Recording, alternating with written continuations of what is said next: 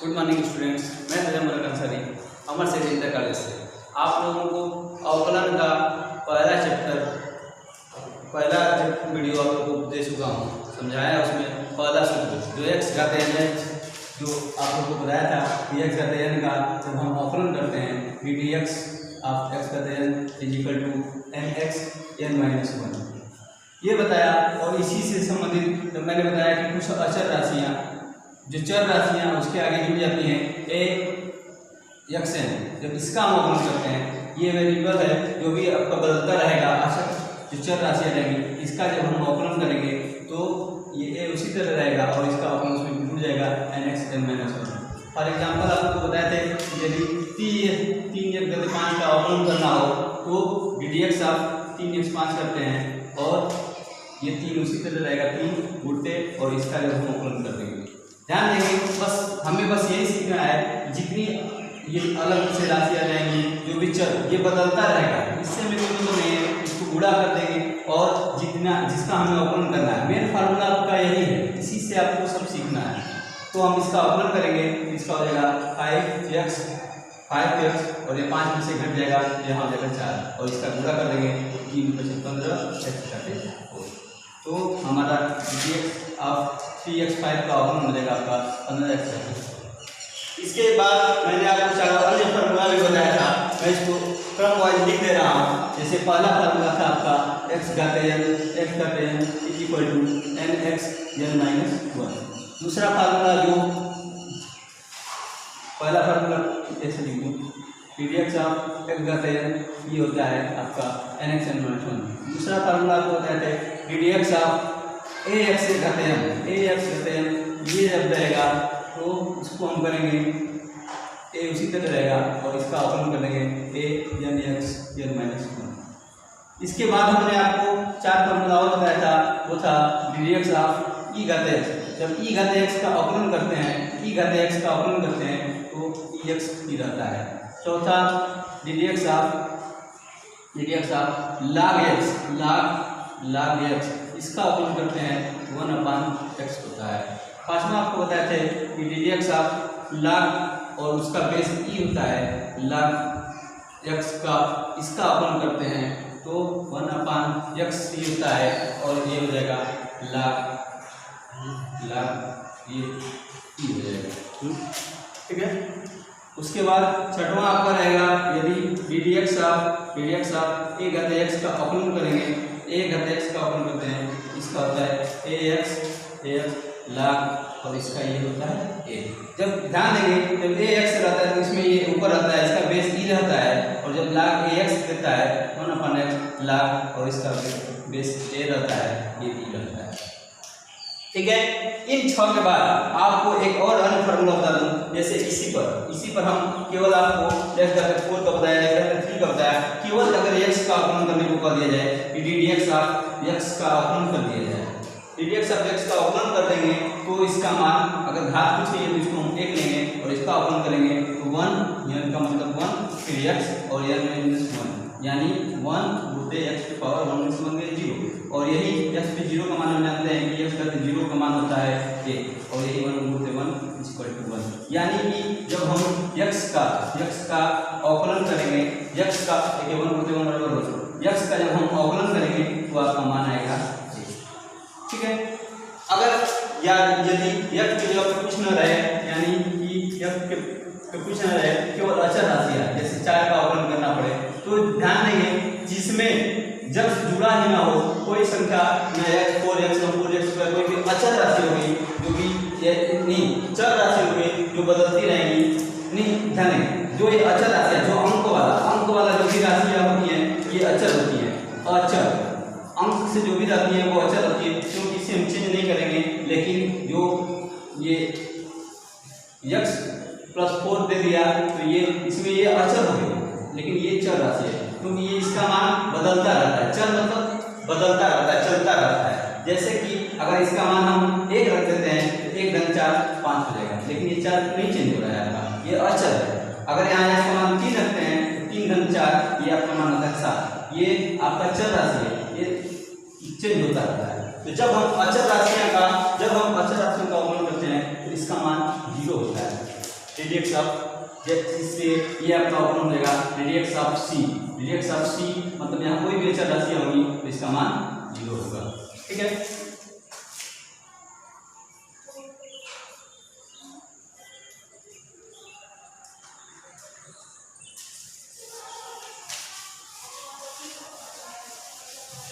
चलिए अब इससे रिलेटेड हम कुछ आपको सवाल बताते हैं। जैसे आप तो जानते हैं यहाँ पर कि ddx ऑफ ई घात x हुआ तो इसका अवकलन यही रहेगा। और यदि ddx ऑफ ई पे घाते 5x दे दिया तो इसका अवकलन कैसे करेंगे? तो हम ये जानेंगे कि हमें केवल ये मालूम है ई घाते x का हमको अवकलन करना है। तो ई घाते मान लीजिए टोटल x है तो ई घाते x का अवकलन हम पूरा यही बता देंगे, क्योंकि ई घाते x रहता है तो इसका अवकलन यही होता है ई घाते x का ई घाते 5x हुआ। लेकिन वास्तव में ये x है नहीं, ये तो है 5x, लेकिन इसको हमने मान लिया कि x के समान है। तो क्या करते हैं इसका अवकलन फिर से कर देते हैं। तो यहाँ हो जाएगा आपका ई घाते 5x into ddx 5x ddx 5x। तो क्या होगा ई घाते 5x का उसी तरह बदल जाएगा और ddx 5x का करेंगे तो घूरते 5 उसी तरह बाहर निकल जाएगा और x का हम अवकलन कर देंगे। और हम अभी बताएं कि x का अवकलन करते हैं तो केवल एक आएगा ई घाते 5x घूरते 5 घूरते 1। इसको हम लिख सकते हैं 5e 5x। ठीक है, उसी तरह जैसे केवल log x दे दे, केवल log x दे दे तो उसका अवकलन हम जानते हैं केवल अपन x दे होता है, केवल log 5x दे। लेकिन यदि log 6x स्क्वायर दे दिया कहा इसका अवकलन करना है। तो देखिए केवल log x रहता है तो अपन x लिख देते हैं। तो log टोटल को माने कि केवल x है, टोटल अगर ये इसकी जगह पे मान लीजिए कि ये सब x है, टोटल x है तो हम क्या लिखेंगे 1/x लिख देंगे। तो 1/x का मतलब यहाँ 6x स्क्वायर हो गया, लेकिन वास्तव में x था नहीं, हमने इसको माना, जिसको माना उसका अवकलन फिर से कर देंगे। तो ddx 6x स्क्वायर हो जाएगा बस। और यही अवकलन कर देना है, ये उसी तरह उतर जाएगा, ये उसी तरह उतर जाएगा और इसका अवकलन कर देंगे। तो इसका जब करेंगे तो 6 जो ये अचर है ये इसी तरह रहेगा और इसका हम अवकलन कर देंगे। ठीक, तो इसका अवकलन करेंगे तो 2x 2 में से घटा 1 यानी घात 1 ही रहेगा, वही रहेगा। तो इसका गुणा कर देंगे 6 गुना के 12x बटा में 6x स्क्वायर। इसको हम घटा सकते हैं 6 गुना के 2 बटा में x लिख दें या 2x ये हो जाएगा आपका log 6x स्क्वायर का अवकलन 6x। ठीक है, log इसका अवकलन जब इसका हम अवकलन करेंगे तो यहाँ हो जाएगा, इसको ऐसे भी लिख सकते हैं ddx का log 6x स्क्वायर। ठीक है, इसी तरह जिसका जब अवकलन करेंगे तो जहाँ x है सेम वही रहेगा, लेकिन जो भी यहाँ ये अचर राशियाँ रहेंगी, ये भी जो चर राशियाँ रहेंगी उसी के जगह पर आपको बदलना रहेगा। ठीक है, यहाँ पर भी जैसे दे देगा सवाल आपको, यदि 10 घाते x का अवकलन करना है तो ये एक की जगह पे 10 हो गया, तो बस हमको क्या करना है ddx ऑफ 10 घाते x लिखेंगे। इसका मतलब हो जाएगा कि एक की जगह पे 10 रख देंगे, 10 log और ये बेस ही जाएगा ये हमारा 10। ठीक है, ध्यान देंगे आपको मैं ये अवकलन का दूसरा चैप्टर ही बताया था। अवकलन का जो पहला चैप्टर था उसको मैंने न बताया, क्योंकि जब तक हम अवकलन न सीखेंगे तब तक हम कोई भी फलन का वो चैप्टर का सवाल नहीं लगा सकते हैं। जैसे उसी में मैंने देखा कि आप लोगों को सवाल दिया था कि यदि कोई फलन x घाते 3 plus 2x square plus 4 है तो y घाते फलन y डैश 2 पर इसका मान क्या होगा। जब तक हम इसका अवकलन ना करेंगे तो उसको मान कैसे लगा सकते हैं।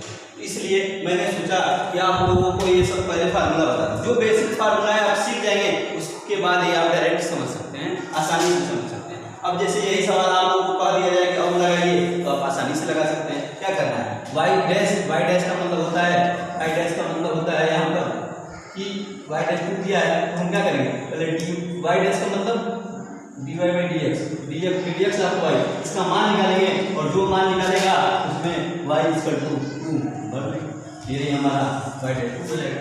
जैसे हम इसी को लगाते हैं y डैश का मतलब क्या DDX ऑफ y, यानी कि इसका x के हिसाब से इसका अवकलन करना है। तो अवकलन करेंगे तो इसका अवकलन हो जाएगा 3x स्क्वायर, बस इसका करेंगे 2 उसी तरह रहेगा, बोलते 2 दूना 2x प्लस इसका ये अचर राशि, ये चर, हाँ ये अंक वाला ये अचर राशि, इसका मान 0 हो जाएगा। तो करना क्या है, बस इसको कर देंगे तो ये हो जाएगा 3x स्क्वायर प्लस 2 दूना 4x 0। ये हो गया हमारा dy/dx। या अब इसमें हमको y बराबर 2 करना है, या y डैश दिया, ठीक, y डैश का हमको मान करके अब हम इसमें y डैश 2 भरेंगे, यानी कि dy/dx में y इक्वल टू 2 भर देंगे।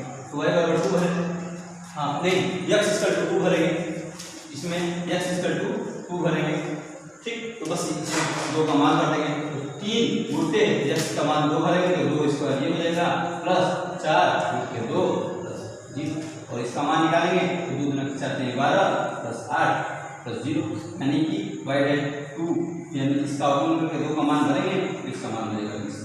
तो इस तरह से हम प्रथम चैप्टर का कुछ सवाल लगा सकते हैं।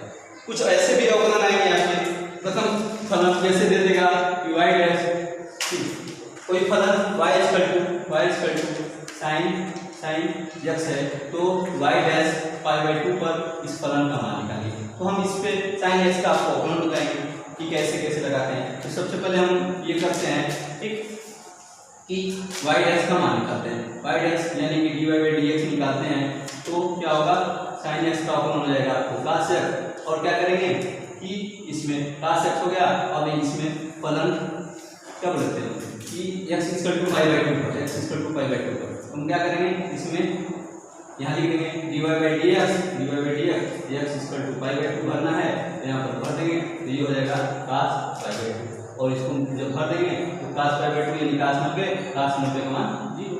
तो बस ये हो जाएगा आपका y डैश इतना π/2 पर फलन इतना का मान 0, ठीक है, 0 अंश नहीं, cos 90 है, cos 90 डिग्री का मान 0, ठीक है। तो ऐसे करके हम इस सवाल को लगा देंगे।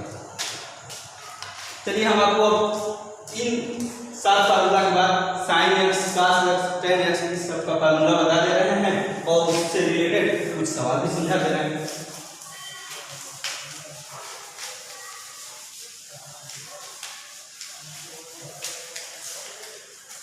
देखिए ये 7 फार्मूला हो गए। 8वां फार्मूला ये देख लेंगे। 8वां हमारा फार्मूला रहेगा ddx ऑफ sin x, यानी ddx ऑफ sin x, इसका मान मिलेगा हमारा cos x। उसी तरह 9वां फार्मूला मिलेगा ddx ऑफ cos x, इसका मान मिलेगा हमें माइनस sin x, ठीक है। 10वां फार्मूला हमारा हो जाएगा ddx ऑफ sin cos के बाद tan x का मान निकालेंगे, tan x का हो जाएगा हमारा sec स्क्वायर x, ठीक है। इन 3 फार्मूला के बाद आपको 11वां sin का जो अपोजिट है वो है cos x, और cos x का हम जब फार्मूला निकालेंगे ध्यान देंगे जितने भी c वाले हैं उनका जो अवकलन होता है तो अक्सर माइनस, पूरा तीनों cos हो, cosec और cot हो, तीनों का अवकलन माइनस में आता है। तो cos x का जब करेंगे हो जाएगा आपका minus cosec x into cot x, minus cosec x into cot। और अब फार्मूला हम देखेंगे ddx ऑफ cosec के बाद आ जाएगा हमारा sec x, तो sec x का अवकलन हो जाएगा हमारा sec x into tan x। और 13वां फार्मूला हम देखेंगे ddx ऑफ cot x का हम अवकलन निकालेंगे तो ये जाएगा माइनस cosec स्क्वायर, ठीक है। और अंत फार्मूला इस अंत में केवल इस चैप्टर का लास्ट फार्मूला है, अगर कोई फलन ऐसे हो, 2 फलन में हो ux, ये भी x से रिलेटेड हो, और v, ये भी 2 ऐसे फलन जो दोनों का गुणा कर दे, जैसे दे दे कि sin x और उल्टे जब इसका 5, इसका अवकलन करना है। ये भी एक x से रिलेटेड फलन हो जाएगा, और ये भी, और इनका जब गुणा करके हम अवकलन कैसे निकालेंगे उसके लिए देखिए 2 ऐसे पर जो आपस में जुड़ा हो, ये भी x से रिलेटेड हो, ये भी x से, दोनों, तो इसका अवकलन हम ऐसे करते हैं। प्रथम गुणित द्वितीय का अवकलन होता है, ऐसे भी लिख सकते हैं ddx ऑफ प्रथम गुणित द्वितीय। इसका जब हम अवकलन करते हैं तो इसका कैसे करेंगे, इसमें देखिए प्रथम को छोड़ते हैं, ux को उसी तरह छोड़ देते हैं, ux को उसी तरह छोड़ देते हैं और vx का अवकलन कर देते हैं, दूसरे फलन का अवकलन कर देते हैं। धन अगले में क्या करते हैं, vx को उसी तरह छोड़ देते हैं और ux का अवकलन कर देते हैं। ठीक, जैसे फर्स्ट गुणित द्वितीय इसको लिख दे रहे हैं, ऐसे प्रथम गुणित द्वितीय दे दे, सेकंड दे दे, क्या करते हैं प्रथम को उसी तरह छोड़ देंगे, फर्स्ट को उसी तरह छोड़ देंगे, फर्स्ट को उसी तरह छोड़ देंगे और द्वितीय का अवकलन कर देंगे सेकंड फंक्शन का, और उसके बाद धन द्वितीय को उसी तरह छोड़ देंगे, फर्स्ट का अवकलन कर देंगे, फर्स्ट का अवकलन कर देंगे। जैसे इस सवाल में मैं समझा दे रहा हूँ, जैसे sin x गुणित x का 5, अगर दे दे कोई फलन y equal to sin x गुणित x का 5 है, इसका अवकलन करना है, हमको क्या करना है dx ऑफ y, इसका अवकलन का मतलब क्या कि प्रथम को उसी तरह छोड़ देंगे, sin x का sin x ही हो जाएगा, ठीक है, प्रथम को उसी तरह छोड़ देंगे और x घात 5 का हम अवकलन कर देंगे, dx ऑफ x घात 5, ठीक है। धन x घात 5 को उसी तरह छोड़ देंगे और sin x का अवकलन कर देंगे बस, और इसका अवकलन जो हम करेंगे sin x का उसी तरह रहेगा और x घात 5 का अवकलन रहेगा 5x घात 4, धन x घात 5 उसी तरह छोड़ देंगे, sin x का अवकलन रहेगा 5, ठीक है। इसको आगे लिख सकते हैं 5 x घात 4 भी लिख सकते हैं, चाहे 5 sin x लिख के x घात 4 लिख देंगे, ऐसे प्लस x घात 5 8x, ये आपका हो जाएगा df का वर्ग, ये आपका इसका अवकलन है, ठीक है। इस तरह हम इसका अवकलन कर लेंगे, ठीक है। ये ध्यान देंगे, इस तरह sin x 5 का जो अवकलन है देखेंगे, प्रथम गुणित द्वितीय का अवकलन, तो प्रथम को उसी तरह छोड़ देंगे और द्वितीय का अवकलन कर देंगे, धन द्वितीय को उसी तरह छोड़ देंगे और प्रथम का हम अवकलन कर देंगे, तो sin x और इसका अवकलन करेंगे 5 x घात 5 उसी तरह छोड़ देंगे, sin x का अवकलन 10 है, और इसको हम आगे करके लिख देते हैं अंकों को 5 x घात 4 फिर sin x, ऐसे करके, ठीक है। तो ये आपको चौदहवां फॉर्मूला समझ में आ गया, बस ये समझाने के लिए मैंने ऐसे लिखा, ठीक। तो ये आपका हो जाएगा ux और vx, अगर दो ऐसे फलन है जो दोनों x से रिलेटेड है, प्रथम को छोड़ते हैं द्वितीय का अवकलन और द्वितीय को छोड़ते हैं प्रथम का अवकलन, ठीक है। इसी के साथ साथ हम आपको इससे रिलेटेड और भी कुछ सवाल अगले चैप्टर में लाएंगे और हमें उम्मीद है कि इन 14 फार्मूला के बाद आप इसका बेसिक फार्मूला से रिलेटेड हल्का फुल्का छोटा क्वेश्चन आप लगा सकते हैं, न लगाएंगे तो भी हम इन दोनों के बाद तीसरे वीडियो में जरूर से जरूर ऐसा समझाऊंगा कि आप 3a का जो फलन वाला चैप्टर है उसको भी आप धीरे धीरे लगा सकते हैं। इसके बाद 3b और 3c ये तीनों अवकलन के प्रथम तीनों चैप्टर को आप आसानी से कुछ न कुछ सवाल लगा सकते हैं। उसमें जो आपको प्रॉब्लम होगी, जो दिक्कत होगी, आप हमें कमेंट बॉक्स में कहिएगा कि सर हमें ये प्रॉब्लम है, मैं आपको उससे रिलेटेड सवाल समझाऊंगा। और हमें पूरी उम्मीद है कि ये दोनों पहला और दूसरा वीडियो में आपको बेसिक नॉलेज के थ्रू आपको केवल और केवल फार्मूले पे मैंने कुछ सवाल समझाए, लेकिन तीसरे वीडियो में आपको कुछ इससे कंपेरिजन करके जैसे sin x cos x का गुणा करके या और अन्य सवाल कंपेरिजन करके सवाल बताऊंगा। और पूरी उम्मीद है कि तीसरे वीडियो के बाद आप आसानी से एक चैप्टर का सवाल आसानी से लगा सकते हैं। धन्यवाद।